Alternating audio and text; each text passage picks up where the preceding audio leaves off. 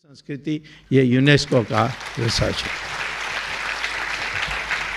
Egypt का जो फ़ारोज़ के टाइम पर जो संस्कृति थी ख़त्म हो गई, ईरान की ख़त्म हो गई, बेबीलोन के ख़त्म हो गई, मेसोपोटामिया का ख़त्म हो गई, ग्रीस का ख़त्म हो गई, लेकिन हिंदुस्तान में जो हिंदू धर्म है वो नहीं ख़त्म हुई।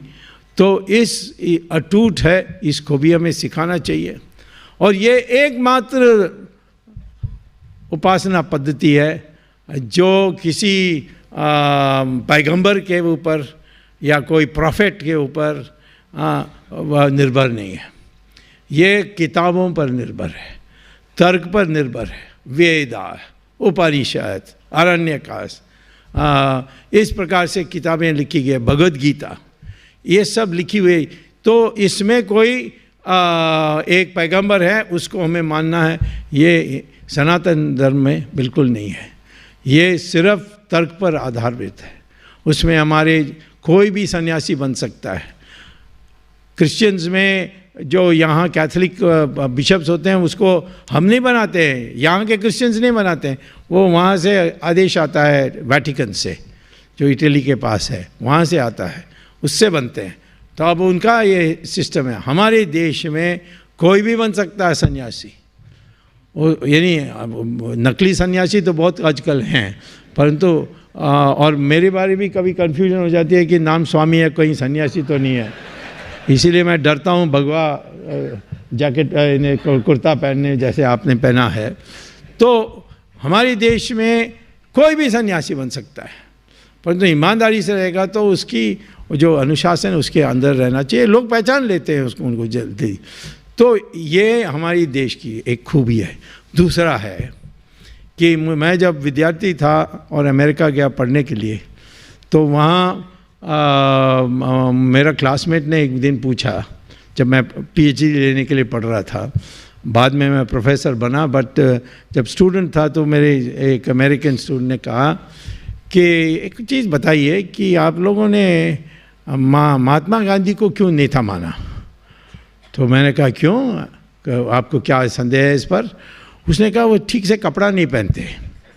तो मैंने कहा व्हाट डू यू मीन ठीक से कपड़ा नहीं पहनते। वो तो कहते हैं वो लंगोटी पहन के घूमते हैं और आप सब उसका तो शरीर यानी छाती बिल्कुल नंगा है, उसके पाँव सब नंगे हैं और सिर्फ एक यहाँ लंगोटी पहन के घूम रहा है और आप लोग इसके पीछे जा रहे हैं। तो मैंने कहा तुम्हारे देश में नेता के वस्त्र कैसे होनी चाहिए।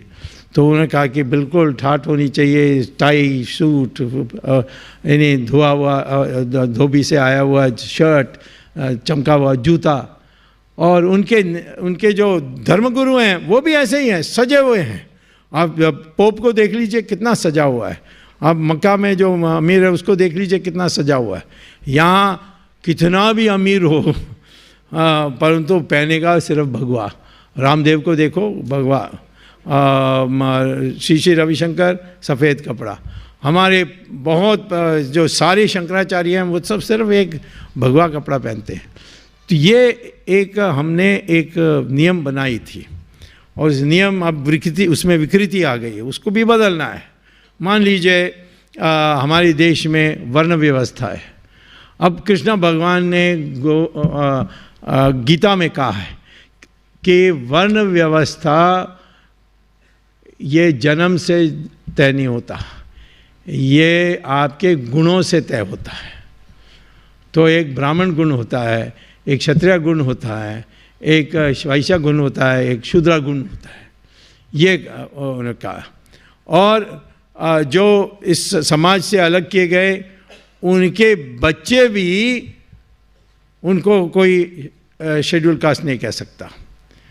शेड्यूल कास्ट पिता माता हैं, किसी कारण से समाज ने कर दिया, परंतु उनके बच्चे नहीं हैं। जैसे वाल्मीकि तो दलित परिवार में पैदा हुए, परंतु वो महर्षि बन गए जब करके राम का नाम लेकर। फिर उन्होंने रामायण भी लिखी।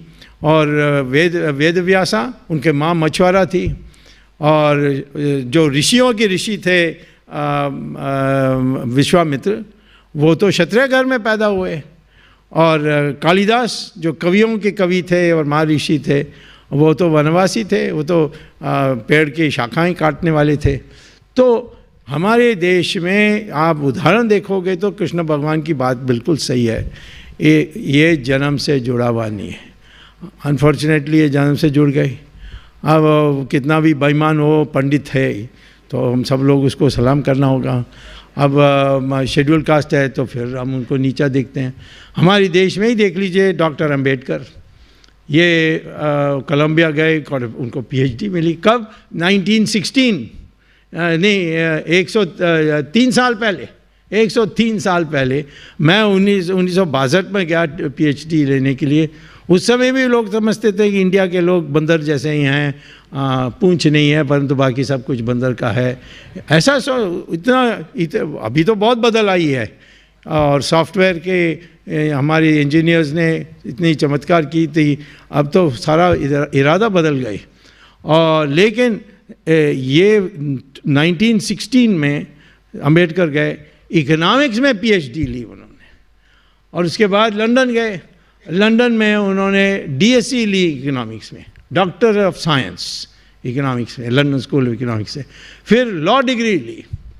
फिर हमारे देश में आए और सरदार पटेल ने और सर राजेंद्र प्रसाद ने उनको फिर हमारी संविधान बनाने के लिए जो अमेंडमेंट्स होती हैं और जो प्रस्तुत करनी होती है, उसके लिए वो ड्राफ्टिंग कमेटी का चेयरमैन बना दिया उनको। और उन्होंने एक शानदार हमारी कॉन्स्टिट्यूशन बनाई, संविधान बना के दी थी। अब ये शेड्यूल कास्ट थे, परंतु फिर भी उनको सही यानी अपॉर्चुनिटी मिली, उनको पढ़ाई मिली, तो उन्होंने वो चमके, कोई फ़र्क नहीं किसी और से। और ब्राह्मण घर में पैदा हुए, जवाहरलाल नेहरू वो गए कैम्ब्रिज में, और वहाँ कैम्ब्रिज में फेल हो गए। और उसके बाद नेहरू परिवार का एक भी पास नहीं हुआ किसी का, क्या झूठा डिग्री दिखाकर पकड़े गए हैं, परंतु कभी। तो हमारे देश में डॉक्टर अंबेडकर को भारत रत्न कांग्रेस ने कभी नहीं दिया, और जनता सरकार जब 1990 आई तब डॉक्टर अंबेडकर को हमने दिया। अब एक बहुत बड़ा लाइब्रेरी बनाई है दिल्ली में, अंबेडकर मेमोरियल लाइब्रेरी, जिसमें सारे जो अंबेडकर ने जो लिखी है सारी पुस्तकें आपको प्राप्त होगी। तो हमारी देश में अब ये जाना चाहिए, ये जो कि मैं ब्राह्मण हूँ क्योंकि मेरे माँ बाप ब्राह्मण थे, वो पर्याप्त नहीं है। आप ब्राह्मण का संस्कार को अपनाएंगे तो ब्राह्मण होंगे। ब्राह्मण का संस्कार है कि ज्ञानी और त्यागी, आप दोनों हैं। आप ज्ञानी हैं और फिर कंपनी चलाओगे तो नहीं होंगे। तो ज्ञानी त्यागी को ब्राह्मण मानते हैं, और इसी को हम सबसे ऊंच मानते हैं। महात्मा गांधी लंगोटी पहन कर गए। मैंने अमेरिकन स्टूडेंट से पूछा था कि महात्मा गांधी जैसे कोई आ जाएं और कहें कि मैं नेता बनने चाहता हूं तो क्या करोगे? उन्होंने कहा हम उसको जेल में बंद कर देंगे इनडिसेंट एक्सपोजर के कारण, कि आधा नंगा है तो ये it is against the law. तो हमारे ये जो हमारे में कोई फ़र्क ही नहीं है। अंग्रेज़ ने कहा कि आर्यन है, द्रविडियन है, सब बकवास है, इसमें कोई तथ्य नहीं है। और क्यों तथ्य नहीं है? क्योंकि डीएनए स्टडीज़ अब आ गए हैं, और डीएनए के स्टडीज़ के अनुसार हमारी सारे हिंदुस्तानियों का पूर्व, उत्तर, पश्चिम, दक्षिण, सब हिंदुस्तानियों का डीएनए एक ही है।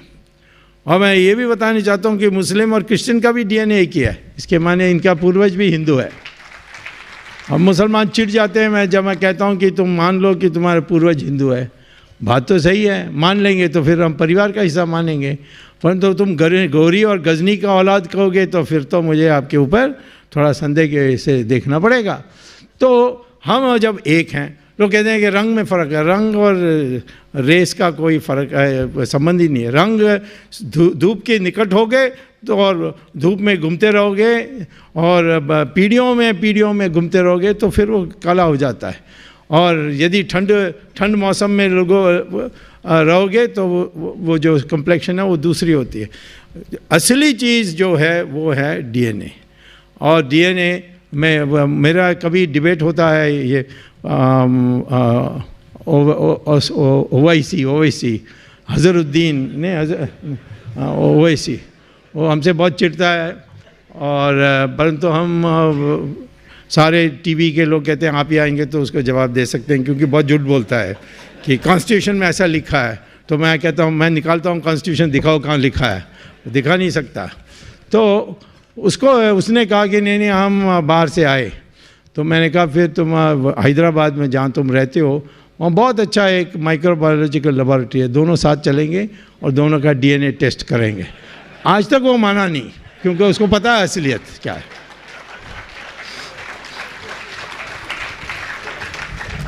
तो मुझे कोई हिंदू कहता है कि सारे रास्तों से भगवान प्राप्त हो सकता है, तो मैं कहता हूँ कि तुम मुसलमान हो, तुम मोहम्मद को यानी मानते हो, तो हमको ही ये तो तुम्हारी उपासना पद्धति है, तो हम रोकने वाले नहीं हैं। लेकिन यदि आप अपने को बाहर से आए हैं, जो गौरी और गजनी के जैसे आप उनको अपना पूर्वज मानते हो, तो फिर तो हम लोगों को दुख होगा, क्योंकि वो सब हारे हुए लोग हैं। क्योंकि आखिर में मराठा के कारण और अन्य लोगों के कारण हमारी देश इन विदेशियों को हराया था। अंग्रेज़ों को भी हमने हराया, वो भी छोड़ कर गए। तो इसीलिए हम इस देश के जो हिंदू हैं वो गर्व कर सकते हैं कि हम किसी के सामने झुके नहीं। बड़े समय लगा, बहुत कीमत चुकाई, लेकिन हम कभी घुटना टेक नहीं किया, इसमें हम डट के रहे।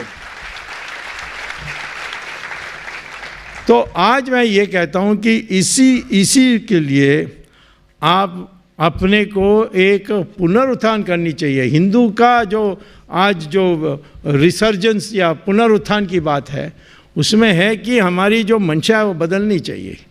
हम सब अपने हिंदुस्तान के सारे लोगों को जो हैं उन सबको अपना मानना चाहिए। यदि वो यानी हिंदू तो मानेगा ही, परंतु जो दूसरे के भी हैं वो भी मान लें तो कोई हर्जा नहीं। पारसी है, वो ईरान से भाग के आए क्योंकि मुसलमानों ने उनके देश की कब्जा कर ली, परंतु उनकी सारी संस्कार व्यवहार सब हमारे हिंदू जैसे ही हैं और शुरू से है। और जब अंग्रेज़ उनको कहा कि हमने एंग्लो इंडियन के लिए एक स्पेशल रिजर्वेशन दे दी, आपको भी देंगे, आप भी छोटे हैं, बहुत छोटे अल्पमत में हैं, तो उन्होंने कहा कि 1000 सालों से हमें यानी हिंदुओं ने हमारी रक्षा की, तुम्हारी कोई ज़रूरत नहीं है, तुम जाओ इंग्लैंड, हम देख लेंगे अपने को। दुनिया में यहूदियों को, जूस जिसको कहते हैं, जो इज़राइल में रहते हैं, दुनिया में हर जगह उनकी मार काट हुई थी। हिटलर ने तो गैस चैम्बर लगा दी, दुनिया जहाँ भी गए वो। लेकिन एक देश में जहाँ वो अमन के साथ रह सके वो था हिंदुस्तान। यहाँ जूस रहे, यहाँ हमारे जिसमें भाग ली, हमारे मिलिट्री में भी आए, जैसे जनरल जेकब जिन्होंने डाका को पकड़ा था बांग्लादेश के वॉर में, वो बीजेपी के फिर बाद में बीजेपी में आए और उनको गवर्नर बनाई हमने पंजाब की, और गोवा के भी गवर्नर थे मेरे ख्याल में जनरल जेकब। तो जब इज़राइल बना 1948 में, पहला प्रस्ताव उन्होंने पार्लियामेंट में क्या पास किया कि धन्य हो भारत, दुनिया में एकमात्र देश जहां हमारी शोषण नहीं हुई, हमारी नरसंहार नहीं हुई, वह है हिंदुस्तान।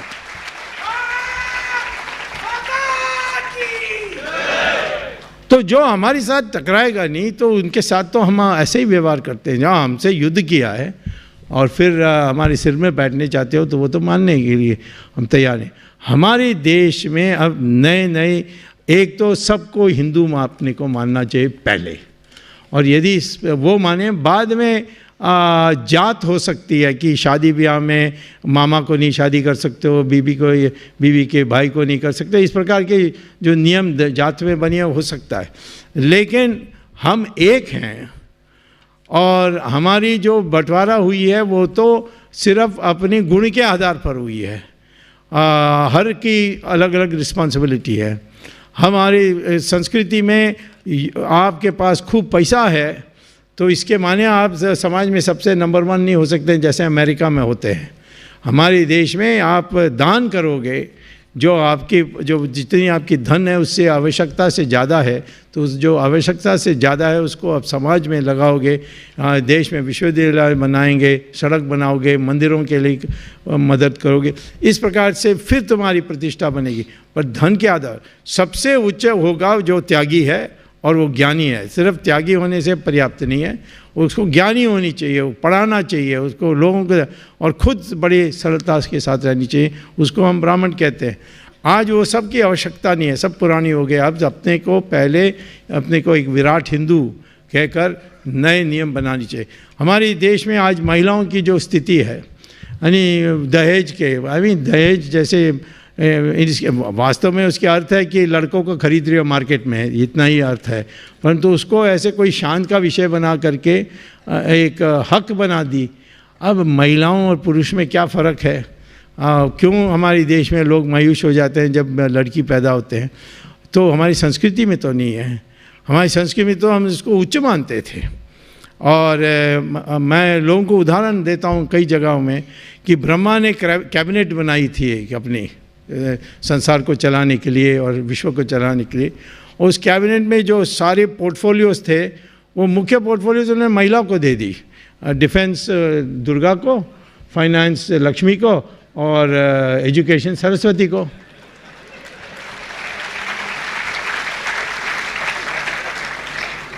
तो मैंने इससे पूछा, फिर कुछ पुरुष देवता को कुछ नहीं मिली, इसे नहीं एक देवता को मिली। कौन? कहा इंफॉर्मेशन ब्रॉडकास्टिंग टू नारद मुनि। इसके माने क्या? अब रानी झांसी पैदा हो सकती है हमारे देश में, कर्नाटक में रानी चन्नम्मा पैदा हो सकती है। हमारी कहाँ है कि महिला दब के घर में जाकर सिर्फ खाना पकाएगी? वो हमारे देश में दोनों बराबर थे। शारीरिक शक्ति के आधार पर पुरुषों को एक प्राथमिकता मिली थी, परंतु आज तो बुद्धि का यानी काल आ गया है।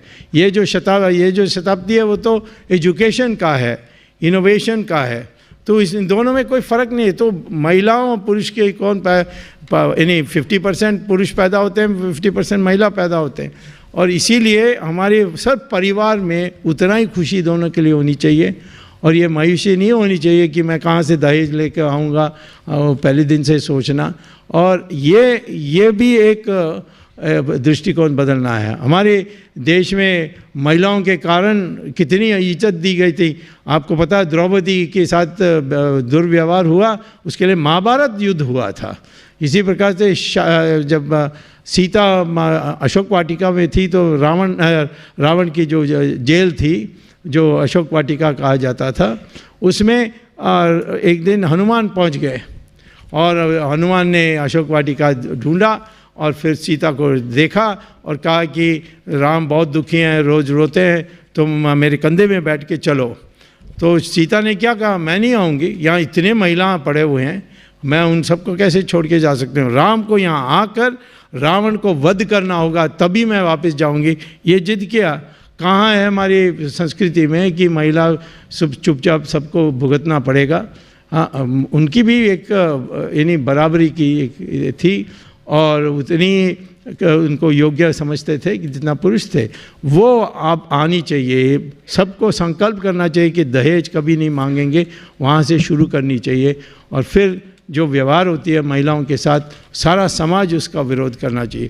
तो ये सारी चीज़ों से ही एक नया हिंदू बन सकता है। और ये नया हिंदू बनानी है जो विराट है, जो डरता नहीं है। अब थोड़ा शुरू हो गया। अब किस तरीके से हम पाकिस्तान को पीट रहे हैं, पहले कभी नहीं हम पीटते थे।